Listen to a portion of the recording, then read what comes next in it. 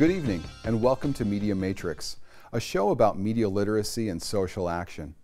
Tonight I'm joined by Media Literacy Master's students Oraene Morgan, Michael Krieger, and James Ohare. We've gone out and explored a question central to the media literacy movement, and that is, should media literacy be a separate part of the K-12 curriculum or somehow integrated into an already existing educational structure? The question can't necessarily be answered without first understanding what media literacy actually is. To define our field a bit, here is correspondent and educator Michael Krieger. The definition of media literacy is contested on a variety of levels. In its most basic form, media literacy can be defined as the ability to access, analyze, evaluate, and communicate in a variety of forms. However, it is the specific aims and modes of implementation of media literacy which remain topics of contention within the movement, each debate raising important questions about the media's impact on society. Some wonder if media literacy should have an explicit political agenda, or should it merely provide students with a framework of knowledge with which they can enter the job market. Another question raised is whether or not media literacy should examine popular culture or risk neglecting some of society's most important storytellers. Many scholars advocate for a critical approach to media literacy, in which one examines the political economic structures of the mass media alongside the texts it produces, rather than one or the other. Given the contested nature of the topic, one can imagine the difficulty of trying to add media literacy to the already full slate of curriculum. However, attempting to integrate media literacy into the existing coursework has the potential to brush over key issues and further disrupt the flow of education. We all recognize the need for formal critical media literacy in the classroom. However, the question of its implementation is an important one to engage. Specifically, we will focus on whether or not media literacy should be its own specialist subject, or should it be integrated within the context of existing subjects. For more, back to Greg. Thank you, Michael. Our first report from the field comes from Oraene Morgan, who sat down with two educators working in Connecticut as classroom teachers. Oraene explores the matter first with a classroom educator relatively new to media literacy, and then with a professor well-versed in the impact of media on children and the educational system. Oraene? Thanks, Greg. My name is Oraene Morgan.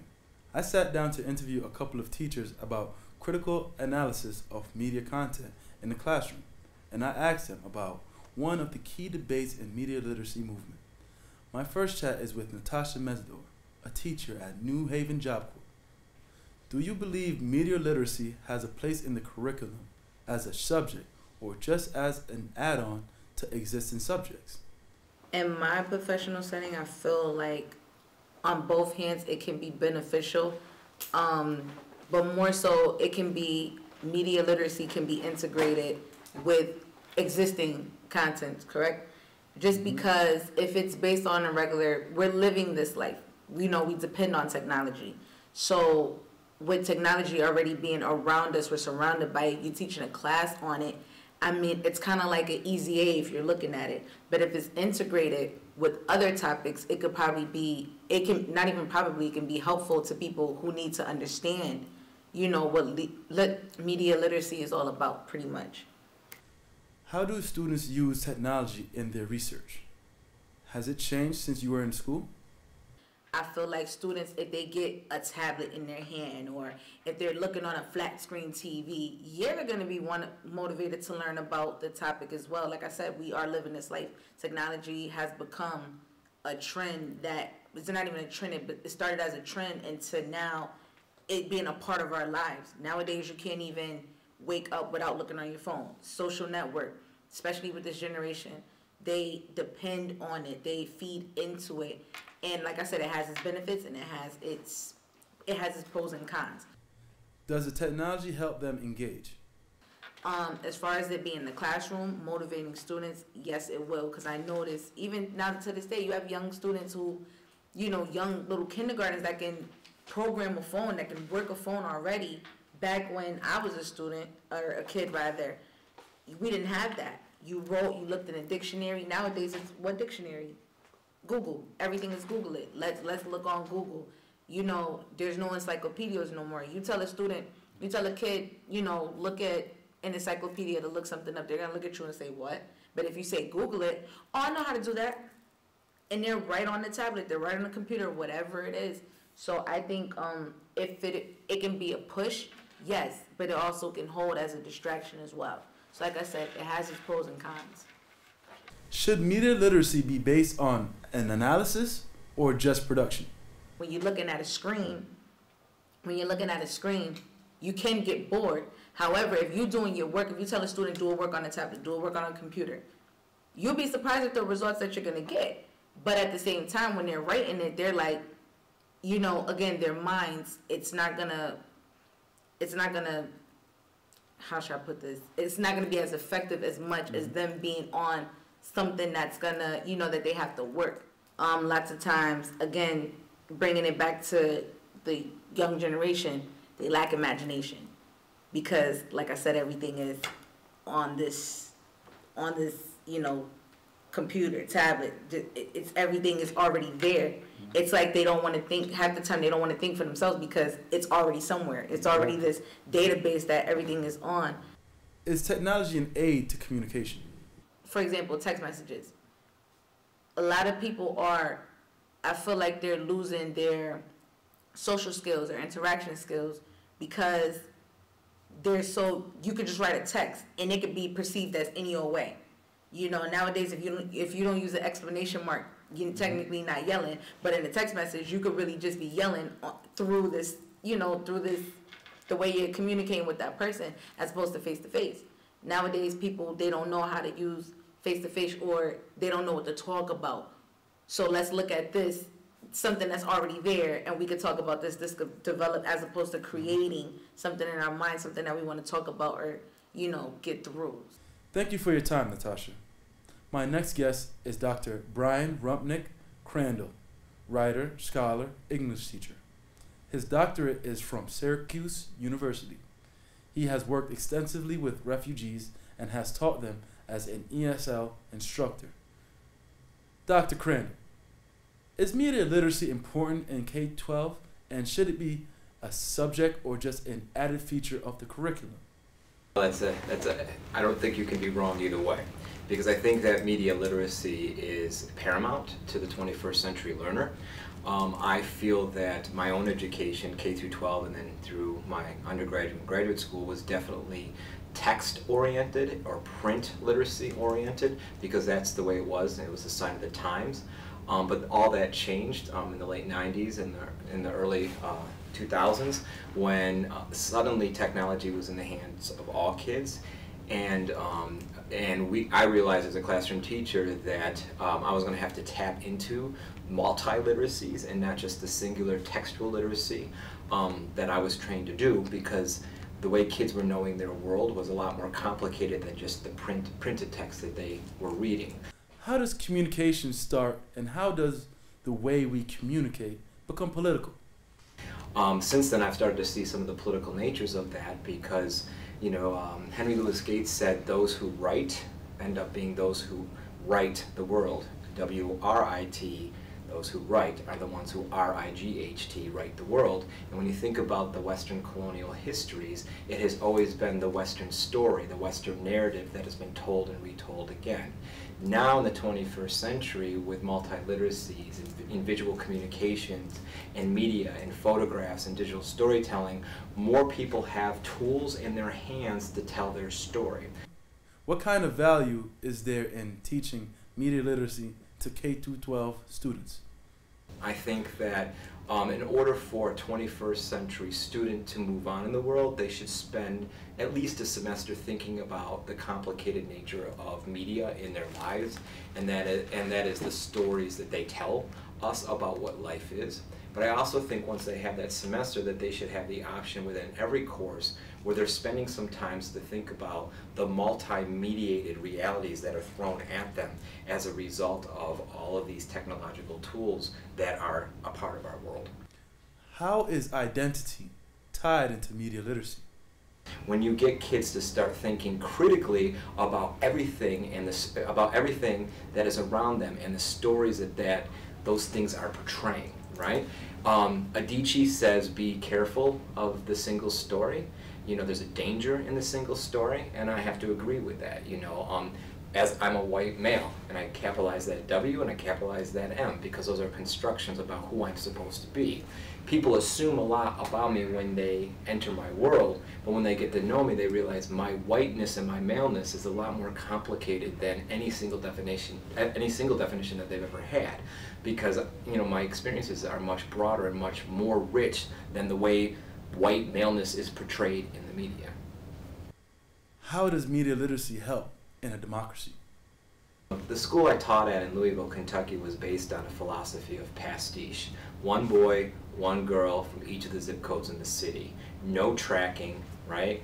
If it was out there in the world, it was in our classrooms. We raised the bar for all kids. Democracy was central to our conversation. We believed that all kids mattered, right? I knew that for 15 years as reality. I exit that, I go to different schools where they're segregated. We got urban schools, we got suburban schools, we got rural schools, we got rich schools, we got poor schools, and it threw my brain upside down because I was used to the school for everyone. Thank you, Dr. Rupnick-Crandall. As a good doctor said, it's a win-win when media literacy is included in any way. Ideally, it should be a specialist subject, with teachers trained in critical analysis as well as in the methods of production. I believe students of any age do benefit from media literacy, as the media is a pervasive force in our society. High school is a very important time in the maturation of a student, and media literacy will only help as they become college students. Many will choose to be educators themselves. For Media Matrix, this is Oraene Morgan. Back to you, Greg. Thank you, Oraene. Graduate student James Ohare sat down with two more educators from upstate New York and discussed the idea of integration, or carving out time in the school day, for media literacy to become its own specialized subject. This is a crucial debate within media literacy professionals and media literacy educators, but the deciding voices will likely be those who have no idea what media literacy is. Whether or not teachers without media literacy backgrounds can integrate media literacy into their courses is the heart of the issue. I sat down with two teachers who are unfamiliar with media literacy. First, I spoke with Michelle Hogan. Ms. Hogan has been an educator for 18 years. She is currently a special education teacher at St. Columbia, part of the Wappinger Central School District in upstate New York. She's certified to teach K-6 elementary, K-12 special education, and has birth through age 3 certification to work with developmentally disabled children. She holds a master's degree in instructional technology. From Ms. Hogan's perspective, media literacy should be taught as a separate course. So I think in the ideal world, it sounds like a great idea. Oh, the teachers can integrate what they know and, apply it, which they might do anyway. But I think if you're really talking about teaching media, I think you would want someone that has that expertise and it to be a class in itself. Ms. Hogan provides a unique perspective because she has a specialized degree in instructional technology, which could potentially provide a knowledge base to integrate media education. The problem, however, is how much technology has advanced since she earned it. And I got my degree in instructional technology, which it is interesting. I think thinking about that made it more of the realization that it should be a separate class, because my degree is really pretty outdated. That back then it was learning PowerPoint, and distance learning was like huge. So that was like, I was taking courses on distance learning, and a lot of teachers now don't even have those degrees. Exactly. And so now the ones that do, who are experienced enough to maybe integrate this media into their curriculum, it could be obsolete now. It's totally obsolete, right. Where like for me too, being able to keep up on the technology was taking classes within whatever the school district offered, to be able to learn it more myself. As Ms. Hogan reveals, some teachers may have media and technology backgrounds, but will still be unable to successfully integrate media literacy because they earned their degrees in a time that's now ancient by technological standards. As a special education teacher, she provides more rare insight. Like we often go with the model of breaking down the concepts and chunking the concepts to make it more simple, simplify it for them. So in a way, by having it as a separate course, you can organize your thoughts that way. You can, it becomes less overwhelming. And have a teacher that actually has expertise specifically in that subject. Yep. According to Ms. Hogan, an integrated approach is not a viable option. Media literacy needs to be taught as a specialized subject. One way that could happen is by introducing the course as an elective. I also sat down with Karen Zlotnick, who provided a much different perspective. An educator for 31 years, Ms. Zlotnick holds a bachelor's degree in English and a master's degree in English for secondary school teachers. She's taught every grade, 6th through 12th, and currently teaches what she describes as 3 versions of 12th grade English at John Jay High School in Cross River, New York. According to Ms. Zlotnick, one of the courses she teaches has already integrated media literacy principles into English and social studies curriculum. One of the courses that I teach now is called Modern American Culture. The course is 20 years old, and it's really evolved in an interesting way. I've been involved with the course for most of those 20 years. It's an interdisciplinary course for seniors. Kids get English and social studies credit, so it's a 2-credit class.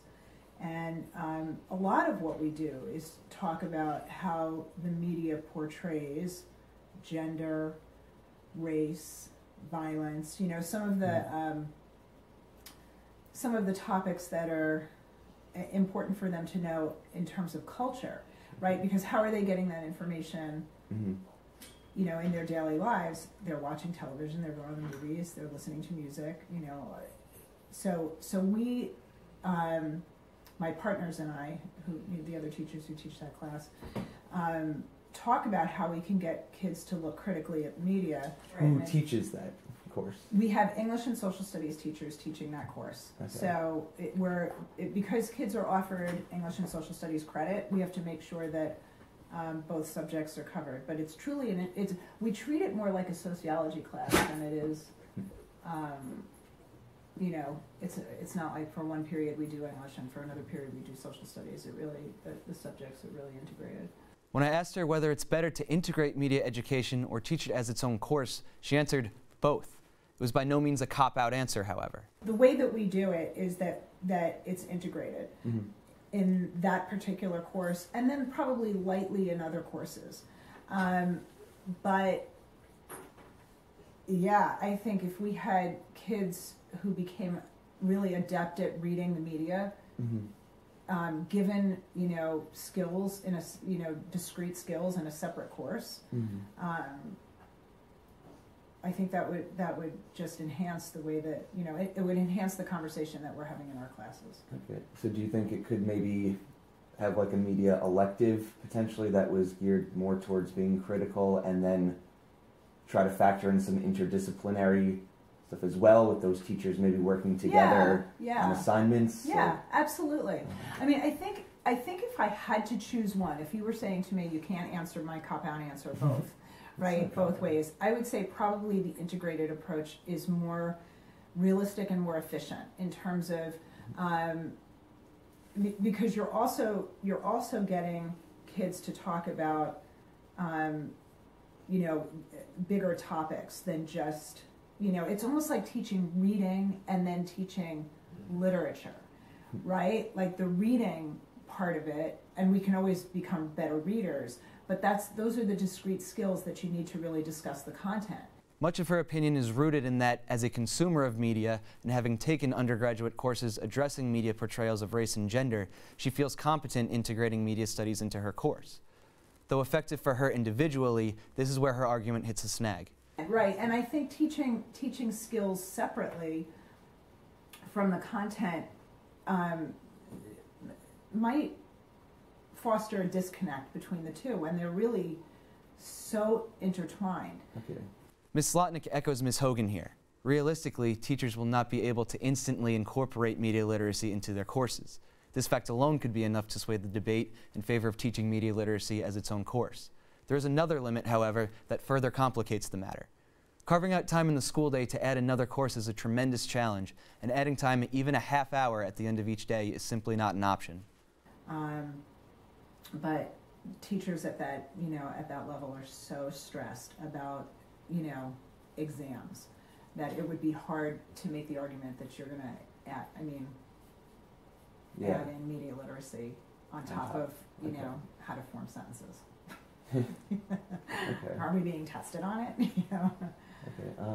What about in terms of just having the time in the school day to maybe carve out another period? Do you think that that's kind of like an obstacle that would need to be like overcome? Like, would that be problematic? That would be problematic in terms of a middle school or high school. What like yeah. could you like would adding like a half hour to the school day be an issue? Totally, yeah. Then you're into contract and union issues, and you know that's a whole other ball game. You know, adding to the school day. Plus, kids are pretty loaded up these days. You know, most kids have like pretty full schedules. So we're back to integration. Is there a way for teachers without specific degrees in media education to teach students to be critical of media that overwhelms their lives? Can someone who doesn't know all of the answers nevertheless challenge students to think critically about the media? Then again, are black and white answers even necessary? Do I feel completely qualified to, you know, you're in graduate school for media studies, right? So my guess is that I would learn a lot from you and the courses that you're taking and your professors and your students, right? The students in your classes who are really focusing on things that I haven't thought about. But at least in my courses, it's a start. It just in terms of getting kids to be a little bit more critical. There are tremendous challenges in teaching media literacy to educators who graduated decades ago. Still, there are opportunities for them to gain the necessary skills to integrate media literacy and to continue to grow as educators. We do have opportunities for staff development, and we have, you know, several days during the school year and hours after school where teachers are required to participate in learning and our own learning. And that would be for me, that would be a very worthwhile topic. If we had experts who could come in and talk to us about how to, you know, sharpen those conversations with kids. It is better that students be taught by a classroom instructor with expertise in media education. No one can argue with that. But finding time in a day for an entire course devoted to media literacy is unrealistic. At the same time, teachers cannot be reasonably expected to integrate a subject they are unfamiliar with into their curriculum, particularly when considering the burden standardized testing puts on them. All this considered, an integrated approach is preferable, but it won't happen overnight. The best course of action is to add a critical component to the media production electives schools already offer, while simultaneously utilizing staff development opportunities to familiarize teachers with media literacy principles. This, in tandem with reform in Common Core and standardized testing, could create the necessary conditions for truly integrated media literacy to take hold in classrooms. Back to you, Greg. It's clear from the interviews that we showed you tonight, there is a long way to go in integrating media literacy into a K-12 classroom because the understanding of media literacy is actually quite low. Most educators find on a cursory glance that media literacy must have something to do with simply understanding technology because the frame of reference is often instructional technology.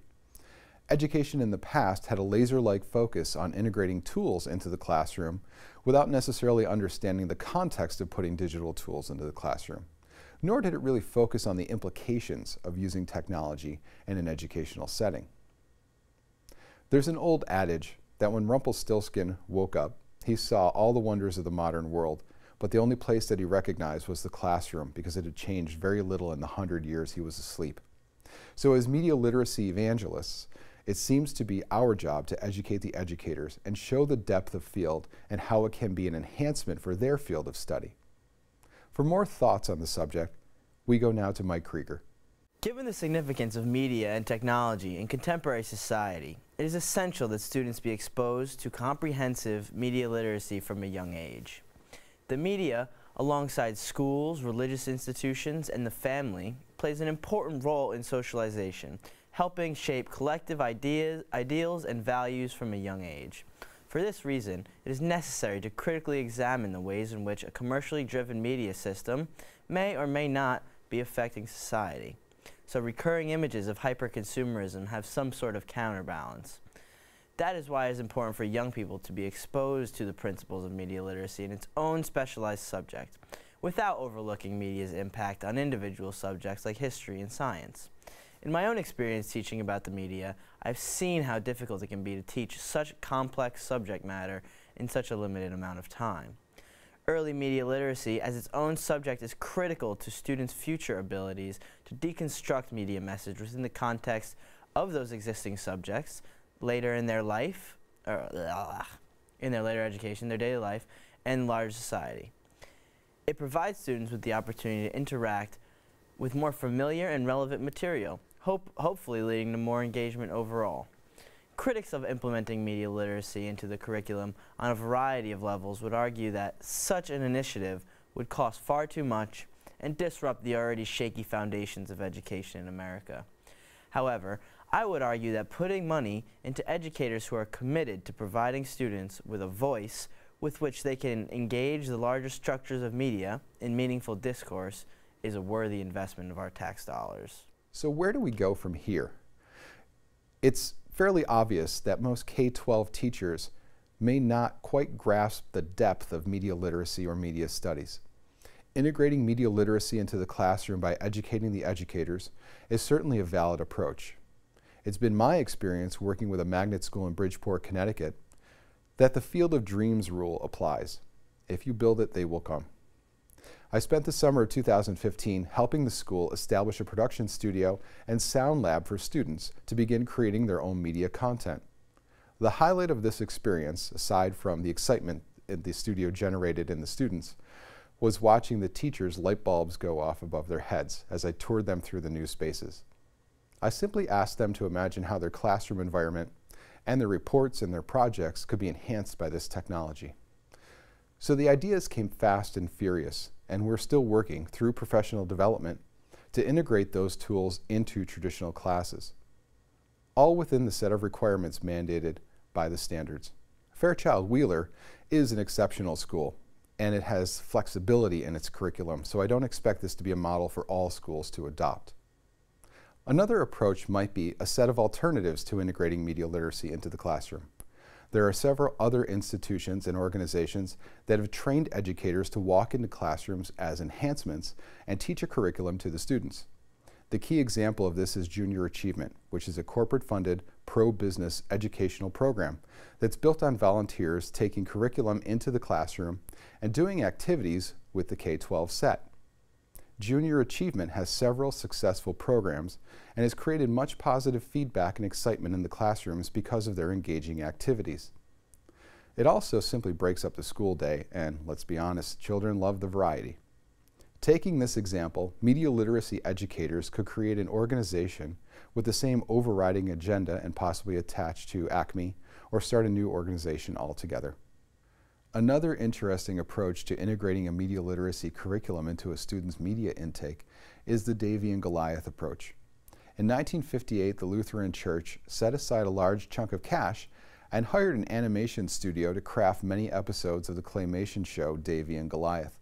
The underpinnings of the show were always a heartwarming message based on a lesson from the Bible. The show was never preachy and was, at its time, one of the only games in town. It was still entertaining. The church gave away the content to any TV station that would take it. So the television stations had a huge financial incentive to take free programming and charge for commercial time during that show. Likewise, media educators, considering the field they're in, can also generate that kind of content free of commercial interference, as you might find on Channel 1. In the final analysis, for this show at least, we obviously need a coherent strategy that will only come through dedicated professionals educating educators and putting our message of media literacy in front of the K-12 student. And I say to all of my media literacy colleagues, let's do this. You can get involved in the media literacy movement by joining organizations such as ACME, the Action Coalition for Media Education, or namely, the National Association for Media Literacy Education. On behalf of Michael Krieger, James Ohare, and Oraene Morgan, this is Gregory Golda signing off on Media Matrix. Please join us for more media literacy and social action content at MediaMatrixShow.us. Have a great night.